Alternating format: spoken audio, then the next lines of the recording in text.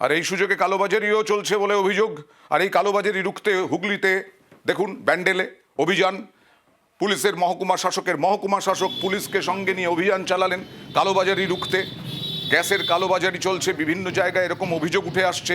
সেই কালোবাজারি যাতে না হয়, পরবর্তী সময়ে সাধারণ মানুষ যাতে স্বস্তি পান, সেই কারণে এই রকম অভিযান চলছে।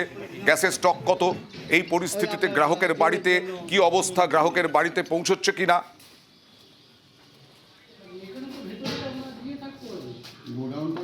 রাজ্য সরকারের তরফ থেকে একটা নজরদারি রাখা হচ্ছে। ডিএম স্যারের নির্দেশে সরেজমিনে দেখতে এসেছি। চুচুড়ো শহরের মধ্যে অ্যাটলিস্ট এইরকম কোনো সমস্যা নেই। ডোমেস্টিক সিলিন্ডার যেগুলো আছে সেগুলোকে যারা বুকিং করেছেন অ্যাজ পার ক্রোনোলজি, তাদেরকে আমরা ডেলিভারির ব্যবস্থা করছি। যিনি বুকিং করছেন অনলাইনে, তার 6 থেকে 7 দিনের মধ্যে তিনি গ্যাস তার বাড়িতে ডেলিভারি পাচ্ছে। হাসপাতাল এবং জেল, যেগুলো এসেনশিয়াল সার্ভিসেস আছে, সেই জায়গাগুলোতেও তারা সিলিন্ডার যাতে সেখানে ডিস্ট্রিবিউট করা যায় সেই ব্যবস্থাও ওনারা করছে। রেস্টুরেন্ট এবং ক্যাটারার কিংবা অন্যান্য যে প্রাইভেট সংস্থা আছে তাদেরকে কিন্তু এই মুহূর্তে, যেহেতু ক্রাইসিস পিরিয়ড যাচ্ছে, এই মুহূর্তে ডেলিভারি হচ্ছে না।